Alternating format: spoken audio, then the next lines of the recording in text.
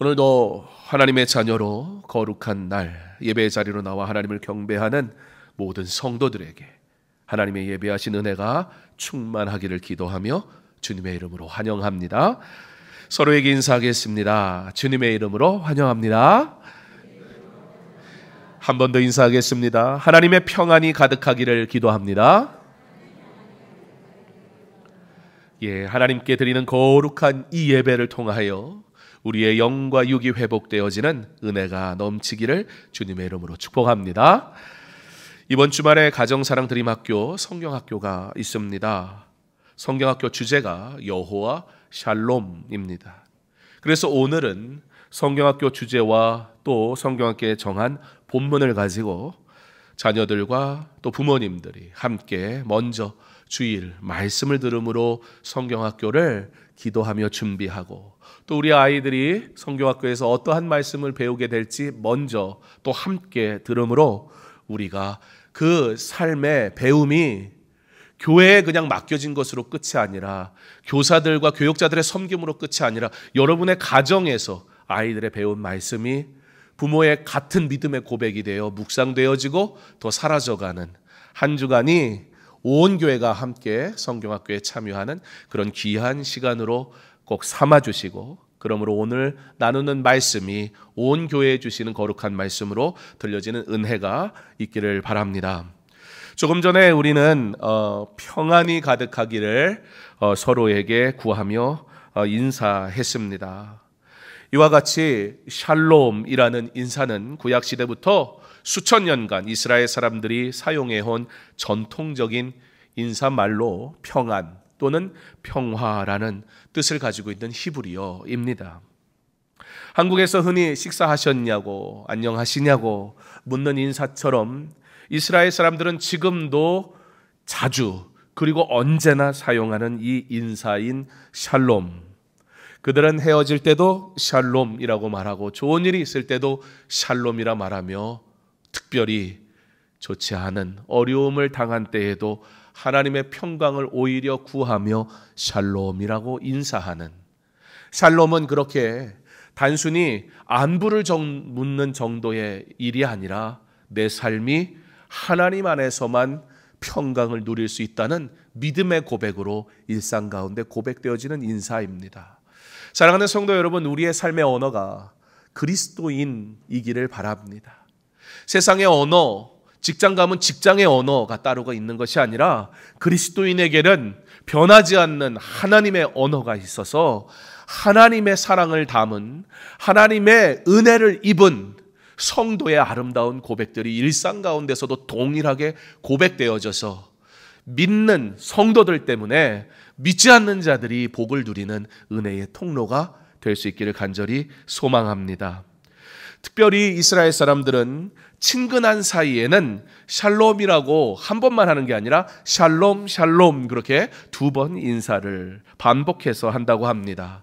강사중학교에 만난 성도는 그냥 만난 사람이 아니잖아요.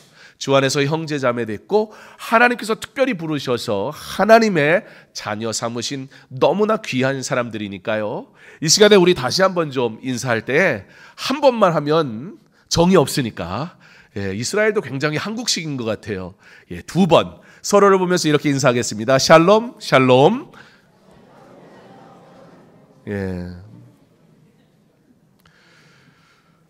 어떠세요? 그렇게 인사하니까 어색하죠? 2부 때는 샬롬 샬롬 그러는데 메롱 메롱 그러는 것 같더라고요. 애들이 발음을 꽈가지고 하니까. 여러분, 이와 같이 인사했다고 인사가 아니라 인사는 그 언어는 내 마음에 담을 때 진짜 언어가 돼요. 그래서 그런 척 할 수 있어요. 친절한 척도 할 수 있고요. 그리고 섬기는 척도 할 수 있고요. 심지어 찬양하는 척도 할 수 있어요. 기도하는 척도 할 수 있고요. 예배드리는 척도 할 수 있어요. 그러나 그런 척하는 건 내 삶에 참 평안을 주지를 않아요. 사실 가장 괴로운 인생, 가장 안타까운 인생은 어떤 사람이에요? 차라리 하나님을 몰랐으면 이 시간에 늘어지게 잠을 자든지 어디 놀러 가든지 아니면 한 주간 얼마나 여러분 힘드셨습니까? 일상을 살며 일을 하며 출근하시고 그냥 좀 쉼을 갖는 시간일 수도 있는데, 어떻게 보면 예배드리는 이 시간이 가장 어떤 이들에게는 평안이 없는 시간일지도 모릅니다. 찬양대를 해야 되니까 한다면, 안내를 해야 되니까 한다면, 아이고 내가 구원은 받았으니까 그래도 일주일에 한 번 예배는 드려야지 그러고 그저 정해진 일에 어쩔 수 없이 의무적으로 그렇게 예배를 드린다면, 여러분 그 사람처럼 괴로운 사람이 어디에 있겠습니까? 샬롬, 샬롬. 사실 이와 같은 인사는 어쩌면 샬롬을 소망하는 자의 고백이기도 하지만, 사실은 이 샬롬, 평안이라는 인사는 하나님을 믿는 사람들만 구하는 것이 아니라 하나님을 믿지 않는 모든 사람들이 구하는 것을 보면, 사실 이 샬롬을 구하는 인생들의 그 삶의 이면에는 우리에게 참 샬롬이 있었으면 좋겠다라는 간절한 소망이 그 안에 담겨져 있는 것 같습니다. 예, 세상은 평안을 원하지만, 그러나 세상에서는 평안을 도무지 누리지를 못합니다. 내 삶의 평화, 가정의 평화, 나라의 평화, 세상은 이토록 평화를 원하지만 삶에 끊임없이 샬롬을 말하는 그 인생에는 샬롬이 없음을 고백하는 삶이기도 한단 말입니다. 하나님은 모세를 통해 이스라엘 백성을 출애굽시키셨습니다. 자유가 없던 인생에게, 마음껏 하나님을 예배하며 찬양할 수 없었던 이스라엘 백성에게 하나님은 우리에게도 샬롬을, 평안을, 우리에게도 하나님을 마음껏 예배하는 평안을, 자유를 허락하옵소서. 430년의 그 울부짖음을 하나님께서 들으시고 모세를 통하여 출애굽시키신 하나님께서는 여호수아를 통해 가나안 땅에 들어가는 은혜를 허락하십니다. 그 땅에서의 전쟁의 승리를 통해 이제는 12지파에게 땅을 분배하여 그 땅에서 살아가게 하셨고, 그렇게 이스라엘 백성은 이제 하나님이 주신 약속의 땅에서 하나님만을 섬기며 하나님이 주시는 평안을 누리기만 하면 되었습니다. 그러나 우리가 보는 이스라엘은 어떠합니까? 그들은 하나님이 주신 약속의 땅에서 참으로 평안을 누리며 살아갔습니까? 하나님께서는 약속의 땅에서 그 주변에 있는 이방 땅을 향하여 참된 하나님이 누구이신가를 이스라엘을 통해 보여주시기 원하셨건만, 오히려 이스라엘 백성들은 그 하나님을 보여드리는 삶이 아니라 오히려 이방의 문화를 사랑하는 삶으로 빠져가는 것을, 그렇게 하나님을 불순종하는 것을 우리는 보게 됩니다. 이러한 백성에게 하나님께서 벌을 내리십니다. 그러나 하나님이 내리시는 이 벌은 그들을 사랑하시기 때문이었습니다. 하나님께서 사사를 보내 구해 주십니다. 여러분, 사사는 무슨 뜻입니까? 구원자라는 뜻입니다. 구약시대에 하나님 앞에 드리는 제사를 통해 우리는 죄 사함을 받았습니다. 하나님 앞에 드리는 이 죄 사함의 번제는 그 제물을 온전히 다 태워 하나님 앞에 올려드리는 그러한 제사였습니다. 구약시대에는 하나님의 법을 지키지 않으면 죽음을 당해야 했었습니다.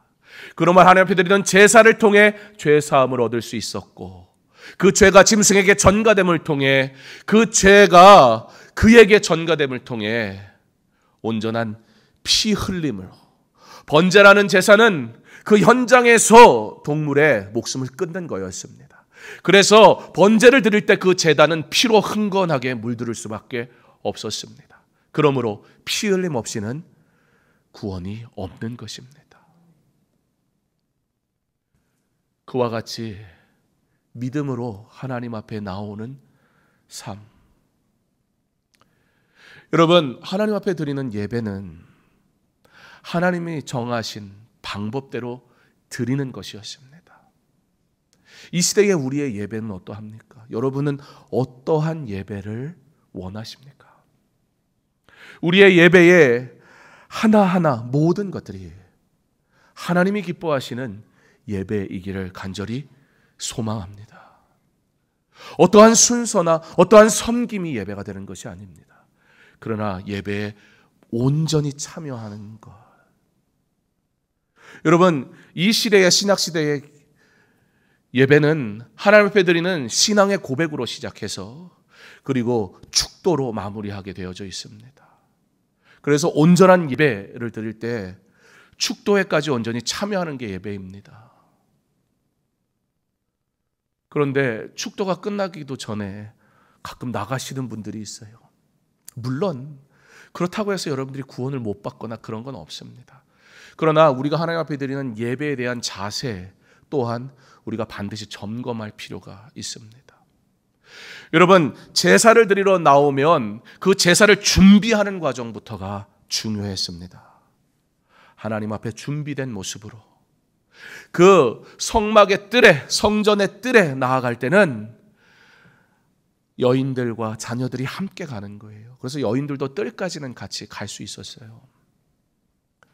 제물을 각 사람마다 하나씩 가져갔느냐? 사실 이거는 성경학자들도 의견이 분분합니다. 잘은 모르겠습니다. 그러나 생각을 해보면 사실 각자마다 하나씩 다 들고 가는 것이 쉬운 일은 아니었을 것이다 생각은 듭니다. 그러나 분명한 사실은 그 제물을 준비했어야만 합니다. 하나님 앞에 나오는 예배는 준비된 자의 것이었다는 말입니다. 우리가 드리는 이 예배는 어떻게 준비되어져 나왔습니까? 여러분, 이 예배가 하나님 앞에 온전히 드려지기 위해 이 예배를 위해 필요하다면 할 수 있는 모든 것들을 다 준비하시기를 꼭 부탁을 드립니다. 토요일 저녁을 분주하게 살지는 마세요. 토요일 밤에 하나님 앞에 나아갈 예배를 위해 여러분의 체력도 반드시 준비해 둬야 합니다. 준비되지 않은 예배로 나오면 이 예배 시간에 졸음이 올 수밖에 없고, 하나님 앞에 준비된 모습으로, 여러분 운동선수가 여러분 이런 표현이 좀 이상하긴 하지만 백종원 씨가 이탈리아에 가서 식당을 하는 프로그램이 있더라고요. 그런데 그 식당에 당시에 나폴리에서 뛰는 김민재라는 축구 선수가 온 거예요. 그런데 그 축구 선수가 와가지고 오랜만에 먹는 한국 음식이 얼마나 맛있겠습니까? 물론 아내가 해주겠지만, 그러나 솔직히 아내가 해준 것보다 백종원 씨가 해준 게 맛있죠? 네라고 대답하시면 안 돼요. 그래도 아내가 해준 게 맛있어야 됩니다. 저희 아내가 가끔 저에게 저의 아내가 첫사랑이냐고 물으면 어떻게 대답을 해야 할까요? 나는 당신 이전에는 기억이 나는 게 없다. 거짓말은 할 수 없고, 저는 기억이 나지 않습니다. 기억에서 지워버렸습니다. 여러분, 삶도요 지혜를 요구해요. 그 유명한 그 강사가 이런 얘기 했잖아요. 아내가 보라색 옷과 핑크색 옷을 들고 와서 이 둘 중에 어떤 게 더 잘 어울리냐고 그러면 뭐라고 대답하시겠습니까? 그랬더니 남편들이 앉아가지고 뭐라 그래요? 아무거나 입어. 그러면 큰일 나요. 근데 사실 고작 생각해내는 정도는 뭐예요? 둘 다 잘 어울려. 근데 그걸 원하는 게 아니래요. 여튼 잘 모르겠어요. 그러면서 그분이 그런 얘기를 하더라고요. 보라색을 입으면 날씬해 보이고 핑크색을 입으면 아름다워 보인대요. 세상이 참 복잡한 세상을 우리는 살아갑니다. 그런데 들어보니 제가 그 말을 들으면서 그런 생각은 들었어요. 그 말의 핵심은 뭘까요? 우리는 다 칭찬받고 싶어 하고요. 우리는 다 좋은 이야기를 듣고 싶어 한다는 거예요. 사실 정해진 답이 있겠습니까? 그러나 우리는 다 평안했으면, 우리는 다 쉼이 있었으면, 우리는 다 내 영혼이 안전했으면 하는 조바심과 그리고 두려움 속에 살아가는 존재라는 거예요. 그런데 그 삶을 살기 위해서는요, 어떻게 해야 되느냐? 그러면 그 삶을 살기 위해 누릴 수 있는 삶의 일상들이 필요하다는 거지요. 그래서 밥을 먹으러 간 김민재 선수가 매니저가 뭐 설교 시간에 할 얘기는 아닌 것 같지만 뭐 그 사람들은 그렇게 사니까 밥이 너무 맛있어서 술 한 잔을 하겠다는 거예요.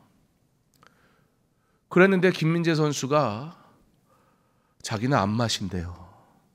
그래갖고 저 사람은 술을 안 먹나? 그랬더니 그게 아니라 자기는 다음날 시합이 있기 때문에 술을 먹지 않는데요. 여러분, 세상에 사는 사람도요, 자기가 귀하게 여기고요, 세상에 사는 사람도요, 자기에게 중요한 시간을 앞두고는 어쩌다 한 번 있는 시합이 아니잖아요. 사실 일주일에 한 번 내지 두 번 시합이 있거든요, 축구 선수들이. 그러면 그 삶이 절제가 되지 않으면 안 돼요. 세상 사람도요, 자기가 귀하다고 여기는 그 시간을 위해서는요, 자신의 삶과 시간을 있는 그대로 다 드려요. 여러분들에게 한번 묻고 싶습니다. 여러분은 지난 밤에 여러분의 삶은 어떠한 삶이셨습니까? 여러분은 주일을 준비하셨습니까? 우리가 어떠한 행위를 한다고 해서 오늘 이날 거룩한 예배를 드린다는 그런 의미는 절대 아닙니다. 그러나 내가 하나님 앞에 드리는 예배를 위해 내가 준비해야 될 것이 있다면 그것은 당연한 것 아닙니까? 하나님은 우리에게 재물을 끌고 오라 요구하시는 건 아닙니다. 그러나 최소한 우리가 하나님 앞에 드려야 할 이 예배를 위해 우리가 어떠한 삶을 살아야 할지는 분명히 생각해 볼 필요는 있더라는 것입니다. 하나님의 평안을 우리가 구한다면, 우리의 삶에 하나님의 평안을 누릴 수 있는 삶의 환경을 만드는 것은 우리의 몫이라는 것을 절대 잊으면 안 됩니다. 하나님의 평안이 없는 것이 아니라 사실은 하나님의 평안을 누릴 삶을 살아가지 않는 것이 문제입니다. 여러분, 하나님의 평안을 누리고 싶은 것은 우리 모두의 마음일 것입니다. 숨을 쉬는 것처럼 우리가 만약에 생각을 한다면, 여러분, 숨을 쉴 때 숨을 쉬는 법칙이 있습니다. 그렇지 않습니까?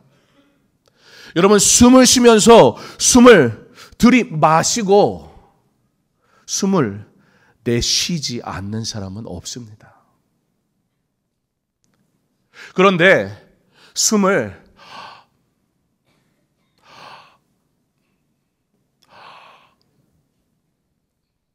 어떻게 한 번 더 마실까요? 보는 것도 답답하지 않습니까? 꼴까닥 넘어가는 거예요. 마시면 뱉어야 합니다. 하나님의 은혜는 받기를 원하는데 하나님의 은혜는 나누지 않습니다. 하나님의 영광이 나타나기는 원하는데 하나님의 영광을 위해 살지는 않습니다. 하나님의 복은 받기는 원하는데 그 하나님의 복이 나를 통해 흘러가라고 말씀하시는 그 하나님의 말씀대로 살아가는 삶은 없습니다. 하나님이 주시는 평안이 우리 가운데 없는 것이 아니라 사실은 그 하나님의 평안을 누리는 삶을 살지 않는데 문제가 있단 말입니다. 하나님이 주신 사랑은 나눌 때 비로소 참된 사랑을 알게 되고, 하나님의 사랑은 퍼줄 때 더욱 충만해지는 것이라고 분명히 말씀은 우리에게 가르쳐 주시건만, 나의 필요를 위한 구함은, 나의 기도에 수많은 이야기들은 내 삶의 필요로 가득 차 있지만, 그러나 하나님 앞에 드리는 영광의 기도는 사실 찾아보기 어려운 게 우리의 삶이 아니던가요? 생각해보면 하나님 앞에 기도할 때 먼저 회개의 기도를 드려야 하는데 기도하다 보면 회개의 기도만으로도 차고 넘치는 나의 기도의 시간이 존재하는 것을 발견하게 됩니다. 사실 하나님 앞에 구할 은혜는 이미 하나님께서 주겠다고 약속하셨는데 우리는 끊임없이 하나님의 은혜를 구하고 있는 모습을 볼 때마다 도무지 하나님의 은혜가 내게 임하지 않을 것 같아 두려운 나머지 믿음이 없어 구하는 기도와 같은 때가 얼마나 많은지요. 하나님은 평안을 주셨건만 하나님께서 그 가나안 땅에서 이제는 하나님만 섬기고 평안을 누리라고 허락하셨는데 우리에게 그 평안을 누리는 삶이 아니라 하나님의 뜻으로부터 반대된 삶을 쫓아가니 하나님의 은혜를 받았으면 그 은혜를 내어 놓아야 하는데 누리기만 원하니 만족이 안 되는 거예요. 결국에는 그 이방 땅에서 이방의 문화를 사랑하게 됩니다. 여러분, 중간은 없다고 그랬습니다. 하나님의 평안을 누리는 법은 하나님의 말씀대로 살아가는 것이라 분명히 말씀하셨는데 다른 것으로 하나님의 평안을 구하는 우리의 모습은 그러므로 평안이 있음에도 평안을 누리지 않는 삶이 되더라는 겁니다. 기드온이 하나님께 부름받습니다. 그가 하나님께 부름받아서 하나님께서 사명을 주실 때 기드온이 어떻게 한 줄 아세요? 여러분, 사사기에 가장 많은 분량을 차지하고 있는 게 기드온의 이야기입니다. 기드온은 300명을 가지고 승리를 맛본 용사이기도 하였습니다. 그러나 우리가 흔히 말하는 위대한 사람, 큰 믿음을 가진 사람들은 사실 누구보다 연약한 사람들이었다라는 사실을 우리는 잊지 말아야 할 것입니다. 하나님이 부르시니까 하나님 증거를 보여주세요. 그래요. 여러분, 성경에 보면 하나님이 응답하시는 방법 두 가지가 있습니다. 첫째는 뭐냐면 하나님이 기뻐하시는 대로 우리가 구하는 것을 응답하십니다. 그런데 성경에 보면요, 조금 아리송한 일들이 나와요. 하나님의 뜻이 아닌 것 같은데 구하였고 응답하시는 일들이 가끔씩 나옵니다. 기드온처럼 하나님이 부르셨건만 그럼 내게 증거를 보여주세요 라고 말하는, 그런데 실제 하나님이 증거를 보여주시거든요. 민수기, 이번 주 수요일 날 보겠지만 민수기에서 보면 정탐꾼을 보내는데요, 하나님의 말씀에 순종했다라고 그렇게 얘기를 해요. 근데 여러분, 그 정탐꾼을 보낸 결과가 무엇이었죠? 불순종하는 결과가 되잖아요. 그렇다면 하나님이 시켜서 했는데 불순종이 일어난, 이거 좀 이해가 안 되는 사건이 돼버리고 맙니다. 근데 신명기에 가서 보면 하나님께서 사람들의 요청에 의해 정탐꾼을 보내는 것을 허락하신다는 사실을 알게 돼요. 여러분, 그렇다면 하나님은 왜 그런 것조차 응답하실까요? 하나님이 우리를 아시기 때문이에요. 우리가 두려워한다는 사실을, 우리가 연약하다는 사실을, 우리가 하나님의 부르심에도 불구하고 고민하는 죄성을 가진 인생이기 때문에 하나님은 너무 때를 쓰니까 그래 마치 너 누구처럼? 탕자처럼 아버지 내 몫을 주십시오.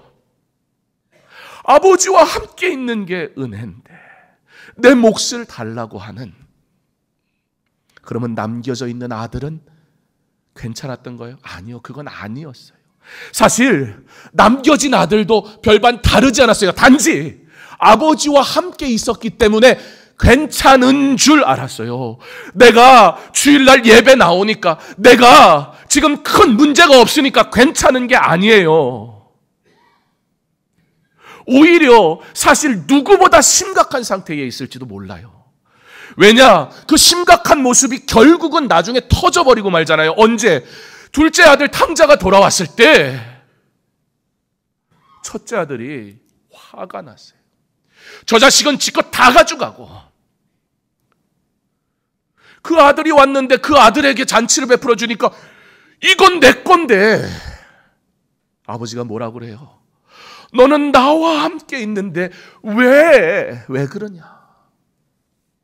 여러분, 탕자는 하나님을 떠나간 잃어버린 아들이었지만 첫째 아들은 하나님과 함께 있으면서도 잃어버린 사람이었습니다.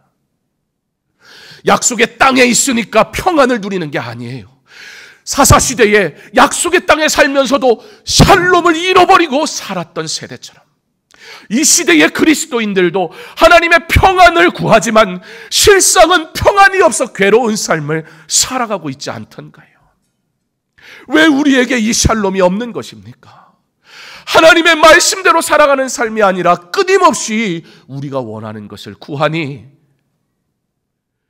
들이마셨으면 내 뱉어야 하는데 마시기만 하는 거예요.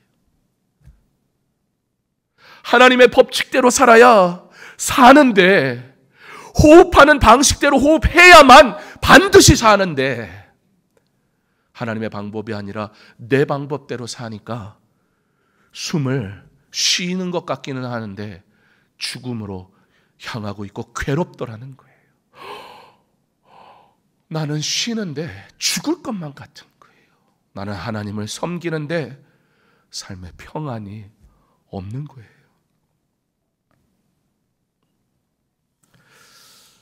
하나님이 기드온을 부르셔서 사용하시죠. 기드온이 하나님께 증거를 보여주세요 그랬더니 하나님이 증거를 딱 보여주세요. 그래서 기드온이 와, 하나님이 나와 함께 하시는구나, 비로소 샬롬을 누리게 됩니다. 사실 이미 하나님의 샬롬을 누릴 수 있었는데 내가 너를 불러 사용하겠다는 그 부르심만으로 이미 그 평강이 충만했어야 되는데 의심 덩어리니까 우리는 자꾸 하나님 내 눈에 보여주라는 거예요. 내 손에 쥐어주라는 거예요. 주세요. 그럼 그때라도 깨달으면 다행인데 사실 대부분의 인생은 그 하나님이 내 손에 쥐어주는 것 붙잡고 세상으로 나아가 버리더라는 거예요. 그래서 기도원은 하나님 앞에 나옵니다. 그리고 군사를 준비합니다. 그리고 나가려고 막 하는데 하나님이 잠깐 그러세요. 사랑하는 성도 여러분, 정말 그렇게는 안 할 거니까 너무 걱정은 하지 말고 예를 들어서 한번 들어보세요. 제가 여러분 오늘 우리 3부 예배 나오신 모든 성도님들은 하나님의 군사되어 예배가 끝나면 저 화곡역에 나가서 전도합시다. 어째 한 분도 아멘을 안 하지? 예. 자, 전도하러 나가도 괜찮겠죠?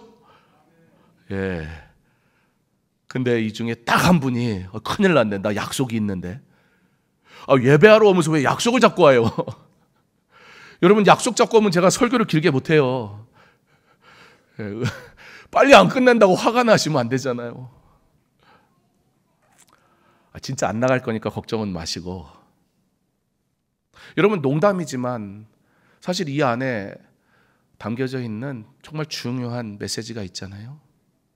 복음을 전하는 삶이 부담스러운 우리, 샬롬이 당연히 없죠. 예배를 마치고 다 화곡역에 나가서 전도합시다. 우리 하준이가 필리핀 가서 복음 전해야 되는데 여기서 하고 가야지, 그지? 한국말로도 못하는데 어떻게 가서 그 나라 말로 하겠어요, 그지 하준아? 너는 꼭 가자.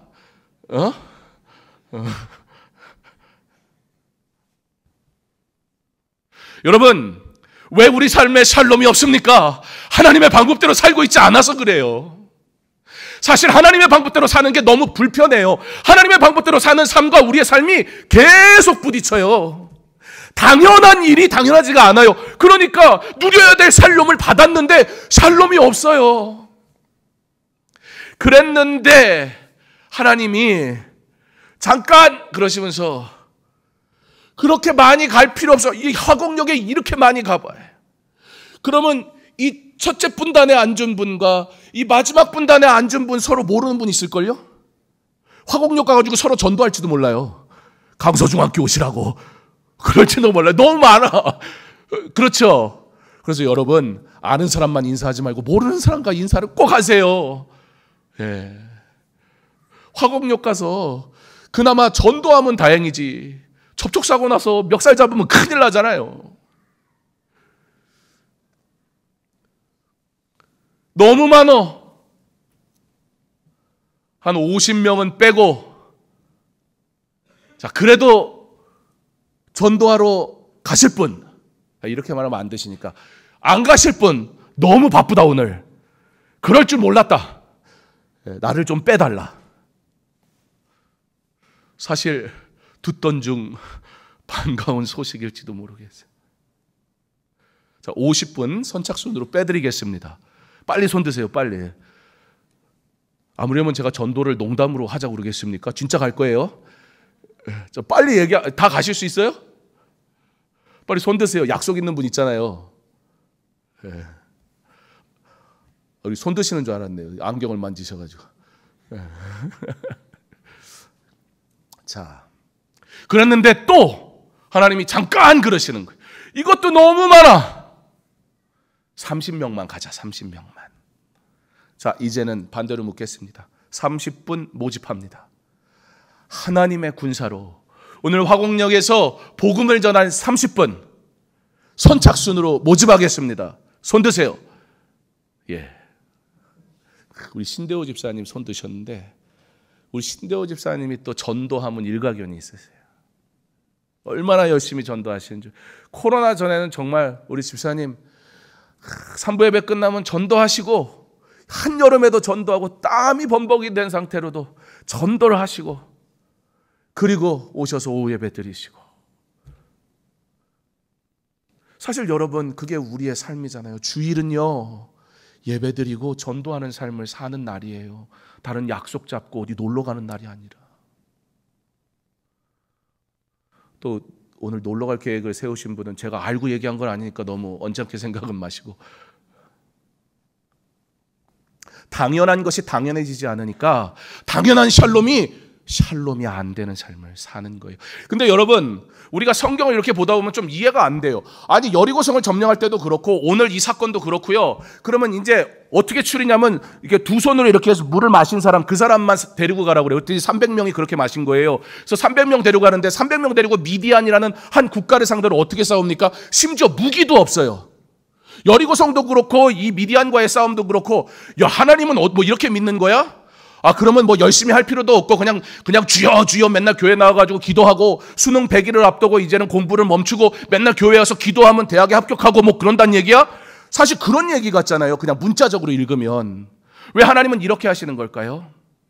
하나님은요, 지금 그들을, 사사에게를 통해서 하시고자 하는 메시지가 뭐예요? 너희가 하나님을 떠나면 결코 너희가 하나님이 주시는 샬롬을 누릴 수가 없어. 세상이 너에게 샬롬을 주는 것 같아 쫓아가지만 결국 그곳에는 샬롬이 없어. 그런데 만약에 그들이 수많은 사람들을 데리고 무엇을 하면 나도 뭔가 했으니까 얻은 승리라고 착각할 수 있잖아요. 그래서 하나님은 그럴 수 있는 여지를 아예 없어버리시는 거예요. 300명이면 충분해. 300명이 반드시 필요하다는 얘기가 아니라, 그러므로 하나님이 주시는 평안을 너가 누려야 하지 않겠느냐라고 말씀하고 있는 겁니다. 사랑하는 성도 여러분, 이 일의 결과가 무엇인 줄 아십니까? 사사기 8장 28절을 보면, 미디안이 이스라엘 자손 앞에 복종하여 다시는 그 머리를 들지 못하였으므로 기드온이 사는 40년 동안 그 땅이 평온하였더라. 그 땅이 샬롬 했단 말입니다. 언제요? 언제요? 하나님이 우리의 군사 되실 때, 하나님의 방법대로 싸울 때. 우리의 삶에 왜 샬롬이 없을까요? 결정적인 순간 우리의 실력으로 하기 때문입니다. 조금만 문제가 생겨도 하나님이 안 계신 것처럼 불안해하기 때문입니다. 결정적인 순간에 하나님의 뜻보단 세상의 방식에 귀를 기울이기 때문입니다. 그러나 이 세상은 샬롬을 주지 못합니다. 과학이 발달했고 현대 문명은 놀랍게 발전했지만 오히려 정신질환이 더 많은 시대를 살아가고 있지 않습니까? 육체적으로는 누리는 것이 많아졌는데 정신적으로는 피폐해지는 사람들 투성이인 이 시대를 보며 우리는 결국 보게 됩니다. 수가 아니라, 물질이 아니라, 능력이 아니라 오직 주의 은혜라는 사실을. 샬롬은 하나님과 함께 할 때 주어지는 것이지, 샬롬은 하나님의 뜻 안에 거할 때 누려지는 것이지, 결코 세상의 성공이 우리에게 샬롬을 보장하지 않더라는 말입니다. 사랑하는 성도 여러분,